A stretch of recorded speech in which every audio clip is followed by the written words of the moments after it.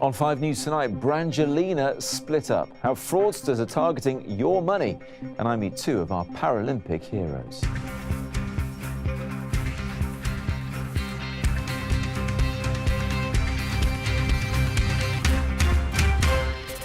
Angelina Jolie files for divorce from Brad Pitt, saying it's for the sake of their family.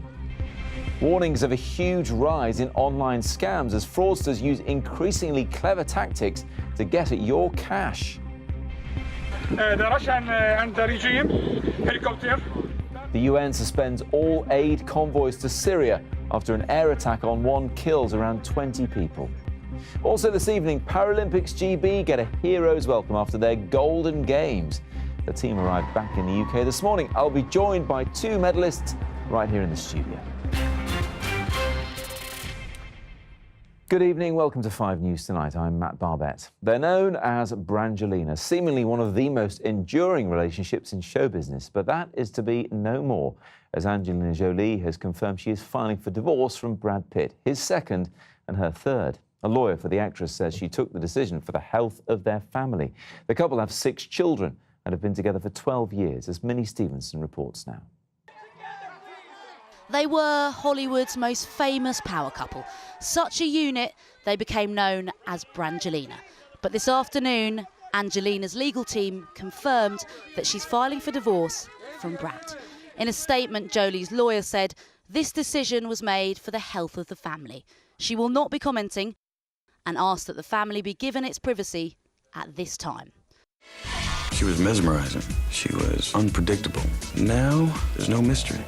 They met on the set of Mr. and Mrs. Smith in 2004, with Brad saying he fell in love with Angelina while making the movie.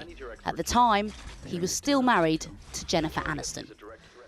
And then came family life. The couple have 6 children together. This was Angelina talking about Brad in 2013. He's been extraordinary, just extraordinary. He's such a wonderful man and a wonderful father, and I'm very, very lucky. It's now being reported that Angelina is seeking custody of their children. Brad and Angelina may have been together for 12 years, but they only decided to get married 2 years ago. And one showbiz insider told 5 News the split is not unexpected.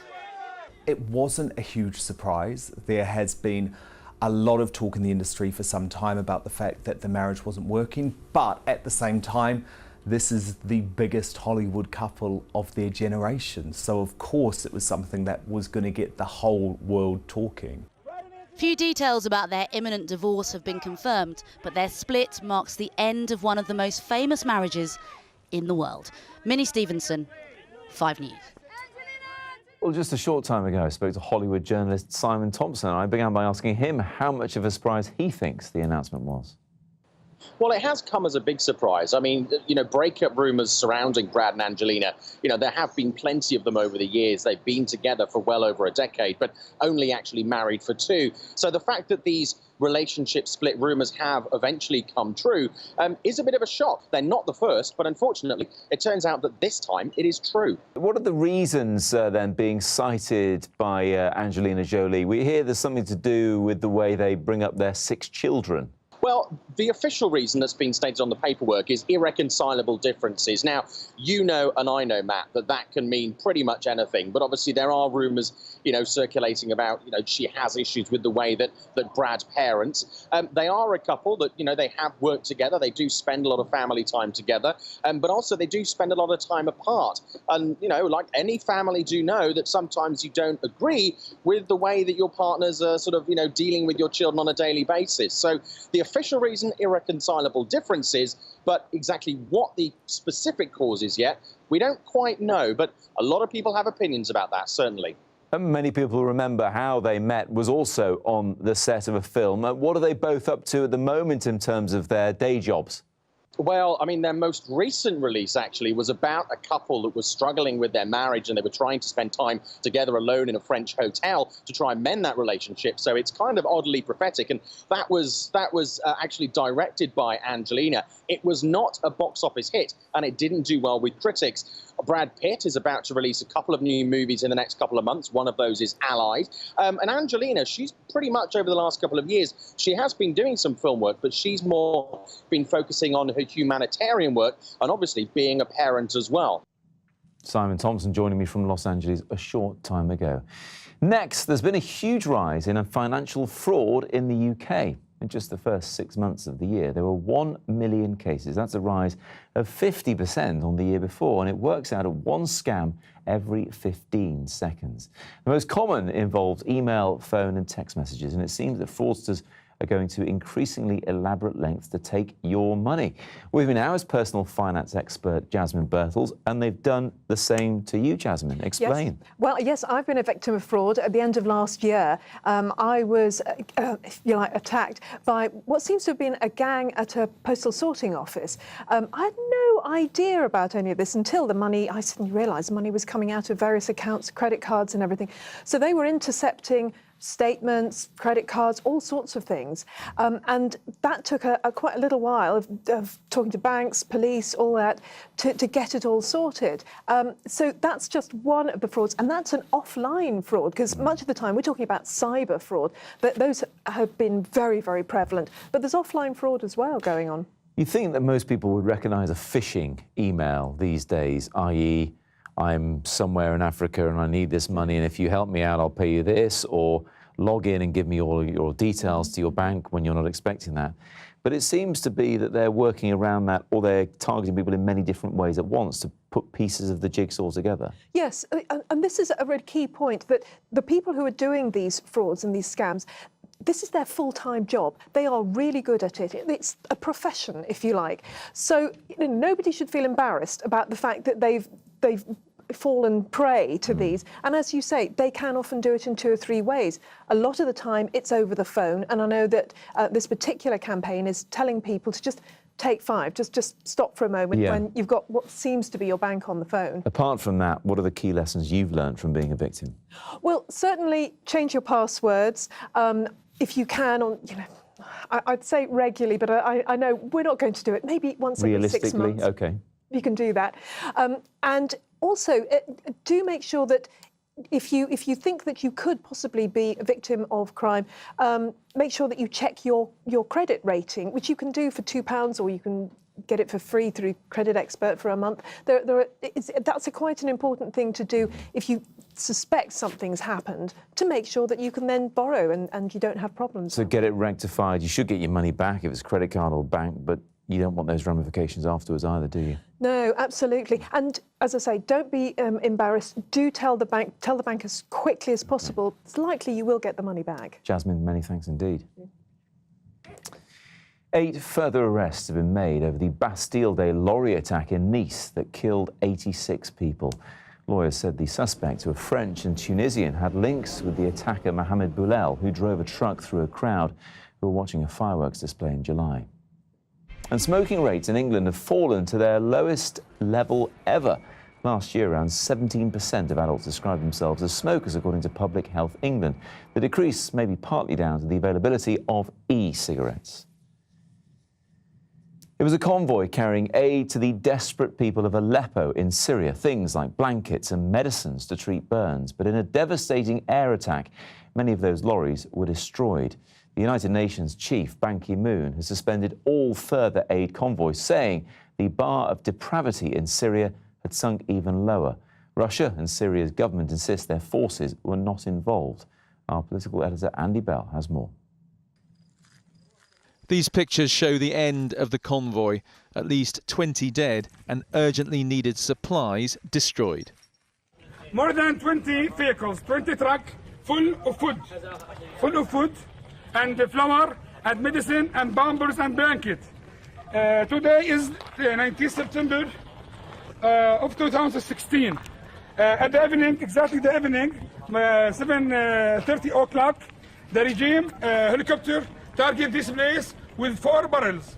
The rescue worker blames the Syrian regime for dropping barrel bombs, and he says there was a second attack after emergency crews had got to the site. The convoy was carrying aid supplied by different agencies, including the UN. They, along with others like the Red Cross, have now suspended relief convoys because after last night they could be a target. The convoy is clearly identified as a humanitarian convoy, so you can't miss it, all right? And this took months and months and weeks of planning. So the idea that such an attack on a convoy like this could actually take place is absolutely outrageous. And if it's later deemed that this humanitarian convoy was actually targeted, it could well prove a war crime. The convoy was on its way to opposition-held areas in the city of Aleppo. A ceasefire had enabled some supplies to get through there, but the Syrian government ended that ceasefire just hours before last night's attack. The Russians, who back the Syrian government, have said they know nothing about the attack on the convoy, and in New York, meetings to revive the ceasefire seem hopeless. In his last speech to the United Nations General Assembly, President Obama has made a plea for a diplomatic breakthrough. A place like Syria, where there's no ultimate military victory to be won, we're going to have to pursue the hard work of diplomacy that aims to stop the violence and deliver aid to those in need, and support those who pursue a political settlement and can see those who are not like themselves as worthy of dignity and respect. Peace in Syria has eluded this president, and as he gets ready to step down, there's no evidence that it is getting any closer. Andy Bell, 5 News. With me now is Alexander Matthew from the British Red Cross. And Alexander, when the details of this ceasefire emerged, a lot of people in your position were optimistic that help could be then got to the people who needed it the most. Well, it was always cautious optimism. It's been a long conflict. But I think the principal point here is you shouldn't need a ceasefire to observe international humanitarian law. War shouldn't stop people respecting and observing international humanitarian law. And this was an outrageous violation of that.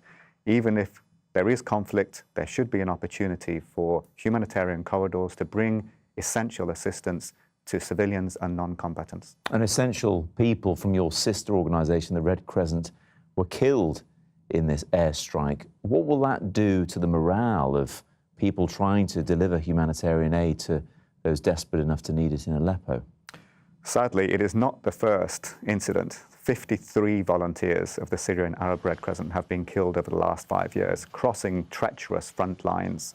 So one of the particular characteristics of the conflict in Syria is that there are sieges, and sieges obviously target civilian populations. They make people extremely vulnerable. They make them dependent on humanitarian aid. Accessing those siege-held areas is something the Syrian Arab Red Crescent has uniquely been able to do, but it has cost lives. Now, of course, this is the most dramatic attack on the Syrian Arab Red Crescent, and it will be particularly painful, but they are heroic people. Just to give you an example, when I was there a few months ago, the person I was traveling with had been kidnapped 10 times in the last 5 years, and still he continued his work. And that gives you a sense of just who these people are. Yeah, it is phenomenal. We hear the Russians, Americans are talking. They think a ceasefire can hold at some point soon, we hope. A lot of people will be thinking if you can't get aid in, surely there should be allowances for innocent people to get out if they want to. Well, the whole principle of international humanitarian law is that civilians and non-combatants should not be targets, and they should be protected from the effect of conflict. So yes, if they are in a siege-held area and if they are under attack, that attack should either stop targeting them or they should be allowed to leave. OK. Alexander, many thanks indeed for coming in. Thank you very much. Still to come on 5 News tonight. Missing out in their hour of need, how parents of sick or premature babies don't always get the proper support. And they really are first class. The golden team of Paralympics GB fly home. 2 members will be with me here in the studio. Don't go away.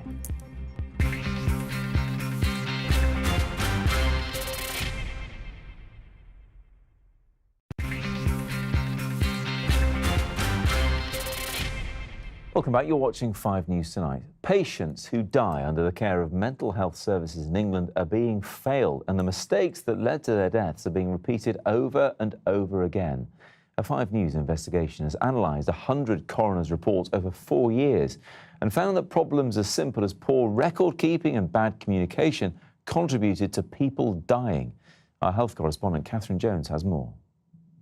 100 documents, each one describing a life cut short. 100 reports specially written by a coroner to prevent more deaths in the future, to try to make sure mistakes are identified and lessons are learned. We've spent 2 months sifting through all these documents and found the same shockingly basic errors happening again and again. And we've also discovered that no official national body is analysing these documents as we have. We've shared our findings with 2 campaigners for change and 2 bereaved mothers. Sarah, whose son Connor drowned in a bath at a unit for people with learning disabilities, and Rosemary, whose son Darren died in a secure mental health ward. They gave him a sedative and took him to his room, laid him on his bed and closed the door. Really just closed the door on him and forgot about him. Out of sight, out of mind, I suppose. 55 reports involve inpatients, and when we collated coroners' concerns, a third of deaths involved poor observation of a patient on a ward. The same proportion found a failure to correctly assess the risk of harm, and for almost half of deaths, poor record keeping contributed. In one example, a nurse failed to read notes about a patient's high risk of self-harm and sent them home, where they took their own life. These deaths they're unremarkable to the staff, not necessarily the frontline staff who are actually interacting with them and caring for them, but they're unremarkable to the higher levels. There's almost an expectation that people will die unexpectedly, and they will die early. And there's no expectation that some will take their own lives as well, yeah, which is shocking. Right, yeah. I think that's absolutely right. Sort of an awful tolerance level has grown up. 45 reports are about deaths in the community, and just over a quarter of these highlight a failure to involve the person's family. For a third, the referral system to access support broke down, and half the reports criticise communication between different agencies. For example, over a single day, one patient was in contact with police, paramedics, a GP and a crisis team, but they failed to share information, and within hours the man had taken his own life. These are some of the most vulnerable people in the health service, and we have an absolute responsibility to at least keep them safe. And then if we don't, we have an absolute responsibility to learn from that to make sure that we can keep people in the future safe. The Care Quality Commission, which inspects mental health services, says the problems we've highlighted are consistent with the areas of risk the CQC reviews during their inspections. But there isn't currently a single agency responsible for sharing learning from these coroners' reports. Makes a mockery of the whole process, to be honest, of all this paper. Government needs to lead this, the spotlight on what is happening in some of these institutions. We shouldn't denigrate everyone because there's some very good care out there, but in too many places awful things are happening and lessons aren't being learned. There was a nurse that come up to me and said, "I'm very sorry about your son, but if I had more training and I knew what I know now, things would have been better for your son."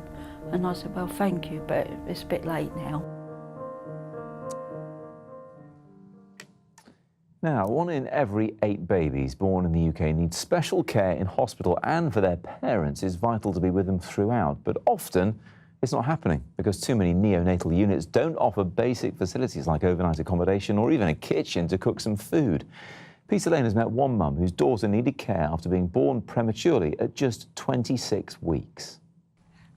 Happy and healthy now, but Tamaya has been through a lot. You can see yourself in there, can't you? Her parents have nothing but praise for the medical staff who saved her after she was born early at just 26 weeks.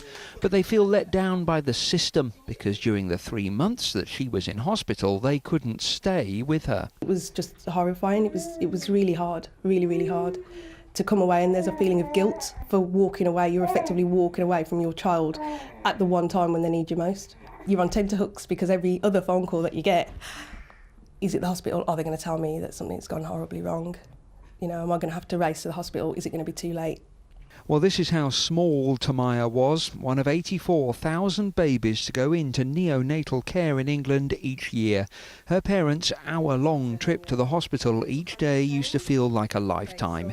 And a report from the charity Bliss reveals that a third of hospitals don't have dedicated accommodation for the families of critically ill babies. We need to see change happening on the ground at NHS trusts across the country, but ultimately it's Government Department of Health's responsibility to make sure that this is recognised as an important part of what the NHS offers to patients and ensures that that's delivered across the country. NHS England have told us parents are central to the care of their child. We will continue to work closely with Bliss and others to improve neonatal services, ensuring all premature and sick babies receive the best possible care. Every journey away from the hospital back home, all you're thinking is, am I going the right way? Should I be going back to hospital or should I be going back home? And you're constantly playing with your demons thinking, well, what am I doing and am I doing the right thing? But to look at her now, through everything you've been through. Through everything been now, I mean, it's such a blessing. Happier times now, but for this family, the extra turmoil, extra stress of separation from a critically ill child is a memory that doesn't fade. Peter Lane, 5 News. Now, it was a welcome home filled with cheers and a few tears. After a record-breaking games, the athletes from Paralympics GB came into Heathrow today and rushed into the emotional embrace of family and friends and the whole nation. Simon Viger was there with them. Arriving in the red, white and blue terminal, another plane load of medals from Brazil. Among them, Kadina Cox, a winner in cycling and running. What was your target before you left for Rio? Because this is like showing off. What was your target? My intention was to come back with at least 2 medals, so to have doubled that is amazing. It was another fun flight. Rower Pam Relf made it up front. Got loads of sleep, loads of nice food, and the ladies at British Airways were just absolutely amazing. It was really icing on the cake. Yeah. You get used to it now. You have to always. Well, I've got high expectations now. Dressage competitor Lee Pearson was already a Paralympics legend before Rio, and he exceeded his targets this time. Years and years and years of hard work, and it all came to success on that day. So yeah, I'm phenomenally pleased and proud and tired. The grand dam of the team, Dame Sarah Story, believes their new Rio record can be beaten. I think everyone's really got the buzz, and there's a very young team on that plane that came home last night, and they're all thinking, actually, Tokyo, I can learn from what happened in Rio. For those who have only done the second games in Rio, they're obviously thinking, well, yeah, third game's more than happy to go for trying to do that. So, yeah, it's exciting. Star of table tennis Rob Davis was disabled while playing rugby. His message is simple. Get back into fitness, get back into sport is the best thing you can do, for sure. It's lifted my spirits, it's gave me something to aim for. Get involved, yeah, go and see a disability sport officer. Back in Wales, it's Disability Sport Wales, they got me into it at the start, and it's just come from there, and you could be competing in Tokyo 2020 if you go and do it. His partner in ping pong, Will Bailey, won gold, climbed onto the table and earned a yellow card from the judge. She couldn't take his medal away, though. Did she smile at all or not? Do you know what, afterwards she did. After the match she gave me a little smile and she said that was funny, but at the time I don't think she saw the funny side, but yeah, it's a great feeling. It's fair to say the mood is buoyant. I think with Paralympic sport movement, we're going to beat it, and in Tokyo is to watch us. We're going to supercharge it even further. And what does it mean to have Lauren back?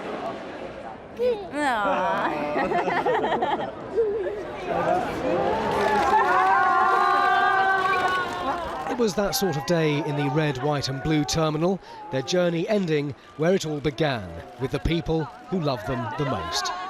Simon Viger, 5 News, Heathrow. Really pleased to say now I'm joined by double gold medalist in Rio, Jodie Cundy, and Steph Reeder picked up silver in the long jump. Run jump Steph, as they call you. How does it feel to be back, first and foremost, Steph? Do you know, it's awesome to be back. I had so much fun in Rio, the time of my life, but I was definitely ready to come home and now to celebrate with friends and family. What about you, Jodie? Because your competitions are quite early on, so you've been having a holiday. Pretty much, yeah. I raced my kilo on the Friday, finished the team sprint on the Sunday, and yeah, been on a holiday, having a little jaunt around Rio, seeing all the sights, cheering on a few teammates and stuff at all the other events that are going on, and yeah, kind of just waiting until the closing ceremony to come home. And you have more than deserved it, because plenty of people remember the disappointment you had at London 2012, when you ended up not being able to compete for the medal you wanted. That's right. So, there you are. You were so frustrated. We all remember it vividly like it was yesterday. In the intervening 4 years, you left nothing to chance.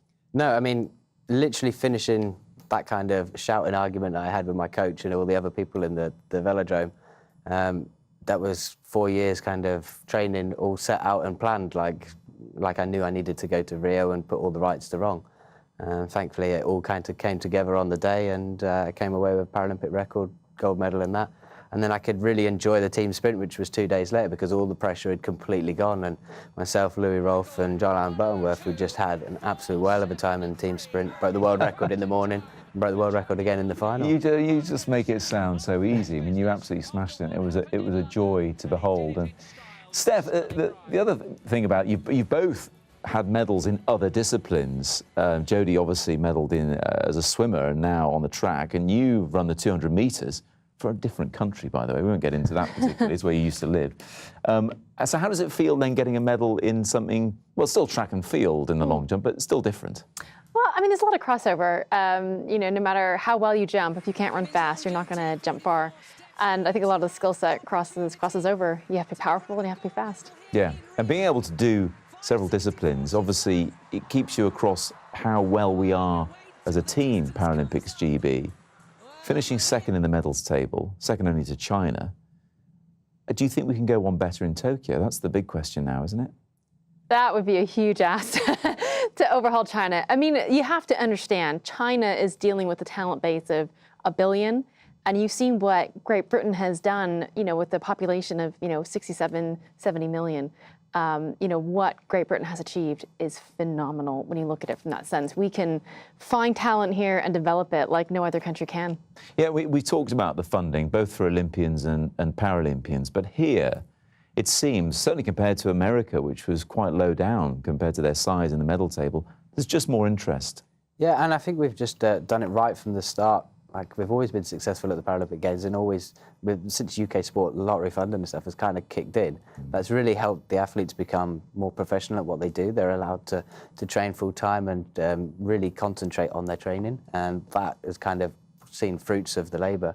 And like each time that we have a Paralympics and we do well, that inspires like a whole bunch of other people to come through the talent programs, to get involved in sport and to try different sports. And each 4 years we pick up the next generation of athletes, and we've seen at these games there's a lot of new young athletes or whatever that have won gold, silver and bronze medals, set personal best times, and looking to hopefully emulate like the likes of Sarah Story and the multiple gold medalists that have won medals in the sort of the previous games. Well, let's be honest, Sarah's fantastic, but you're all heroes.